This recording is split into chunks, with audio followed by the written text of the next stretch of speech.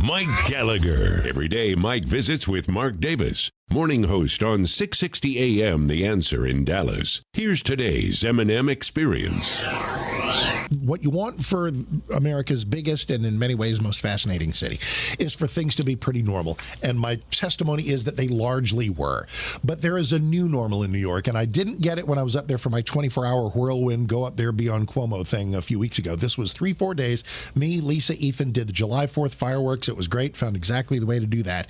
But depending on where you are, depending on the public space, the unmistakable wafting of pot smoke. Yep. Oh, it's everywhere. Oh, it's just so depressing. It's like, what is this what we, and in Washington Square Park, one of my favorite public spaces down by Greenwich Village, there's a table of they used to have they still do, guys playing piano, arts, crafts, things like this, acrobats and stuff like this, somewhat less of that. Now you got a guy at a table who will roll you a fatty. It's like, really?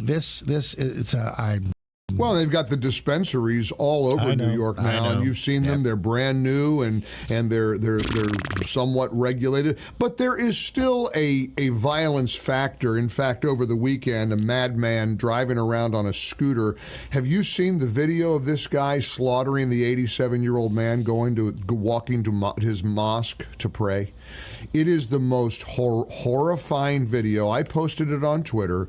This poor old man, 87 years old, proudly walking down the street. He looks like he's in good shape. He's 87 years old. He's all dressed up. He was beloved father and grandfather. And this monster is driving around on a scooter, broad daylight, just shooting people in the back. This cowardly cretin of a subhuman. And this poor man, you see him, he gets shot in the back. You see the blood forming on the front of his shirt immediately. I mean, he bleeds out right away. You can see him stagger around, and I kept watching the video with tears in my eyes saying, somebody help him. You know the outcome because he did die, but finally a good Samaritan comes over and tries to assist him as he collapses to the ground. And they showed this monster being loaded into the cop car with a maniacal, devilish grin on his face. Random crime like this and people getting assaulted and shot and stabbed, that's still very much a part of New York City, Mark. And it's a part of a lot of American cities right now. And it seems impossible for most of us, I think, to fail to connect the dots when you have prosecutors who don't want to incarcerate bad guys. The inmates are going to run the asylum. We're in post-consequences America, and not every city is alike and not every event is alike. But over the weekend, in what is technically Fort Worth, but not down in the gritty North Side or Como where we had a shooting, or the Stop 6 neighborhood, but up north where like North Tarrant Parkway meets North Beach, right. They had what's called now, I mean, it's not even street racing anymore. Now it's an intersection takeover where you get just a bunch of cars and they're doing the donuts and going nuts, and then there are police chases, and it's just complete chaos. Now, nobody got shot in this particular event, but I think all of these things are emblematic of a world where nobody expects to get caught anymore, where people have a notion, an empowered notion of what they can get away with, since we have beaten down the police. We have our prosecuting authorities have unplugged from their responsibilities. We are living in a post-consequences time, and the product is obvious. And nothing's more emblematic. Did you walk into a CVS or a Duane Reade or a Walgreens in New York? I did not. And see, everything is under lock and key. Everything is being stolen. And in fact, the other day at a CVS in New York City again, a security guard who's stationed by the front door encounters a shoplifter, a serial shoplifter, a guy who regularly walks into these drugstores and clears the shelves, and they get into a scuffle. And the shoplifter allegedly punches the security guy in the mouth. Security guy pulls out a knife, stabs the shoplifter to death. Now the security guy is facing murder charges. He's behind bars. And the shoplifter is a bad dude. It's the guy on the subway all over again, where you got somebody trying to. The security guard's explanation, his defense is, "I'm defending myself. This guy's attacking me," which is exactly where I was going to go, because I could hear listeners asking, "Okay, what do you have to do to quell the danger? What do you have to do to meet the threat?" Daniel Penny on the subway train was restraining the guy, didn't mean to kill him. If the security guard's coming at you with a knife, he clearly has something he might be willing to do.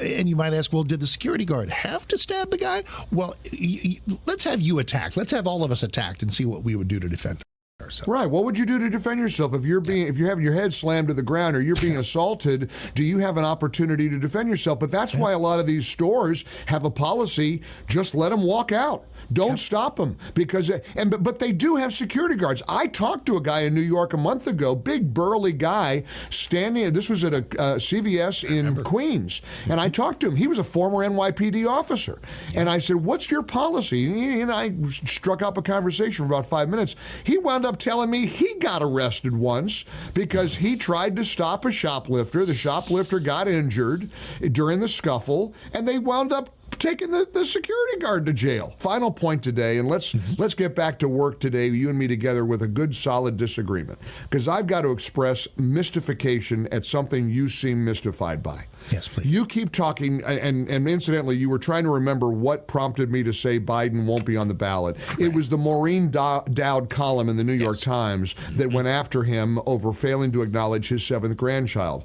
I would add Axios now has a new bit of reporting that he's apparently a real profane jerk in the Oval Office. He screams at people, "Get the F out of my office. What the F is wrong with you?" They're turning on him, Mark. The mainstream media and reliable publications that have always given him cover are now turning on him, which led me to say he won't be on the ballot. But here's the mystery that I have about Mark Davis, my dear friend, one of the smartest guys I know. What don't you understand about Biden's ability to say, "Ladies and gentlemen of America, I'm not going to do it"? It has to start with him. Let's understand, they're not going to remove him. Right, they're not going to talk him. You actually think that in September, because he can't do it next year with primaries are already underway. He can do it whenever he wants to do it. If he's going to, do you know how much that would just put the screws to every other? No Democrat, except maybe Gavin Newsom, has the ability to start from square one in the middle of the primary season. So you actually think, and by the way, you may be right, you actually think I don't understand what you don't understand about this. Why is this so hard for you? Why is it hard for Biden? You don't think Biden's capable of saying, "Listen, 80 isn't what it used to be. I thought I had it in me. I don't have it in me. Ladies and gentlemen, I'm not going to run." I do. Is anything's possible? I don't see it happen. It would be so otherworldly crazy. It would not be. What is crazy about that? Did you see him on the beach over the weekend? The guy can't walk across the beach. Where will he develop? Where will he? Because listen, you and I agree, obviously, about his unfitness.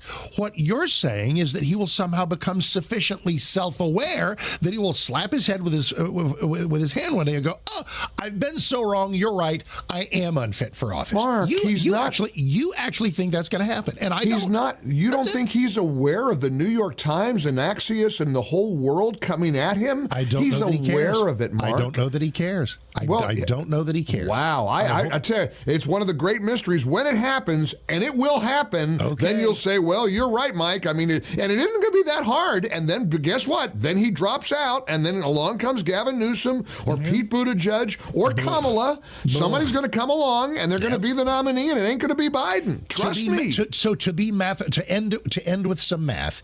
On a scale of 10, where 10 is metaphysical certitude, your level of belief that Biden will extract himself from this race is 10, 9? 11. 11. Okay, and I'm probably 4. Okay. Where 5 is could happen, maybe not. I get it. I'm just confused by how epic you think it would have to be. It would be one of the most historically weird things in the history of this great nation. In the Trump era, you think there's anything weirder?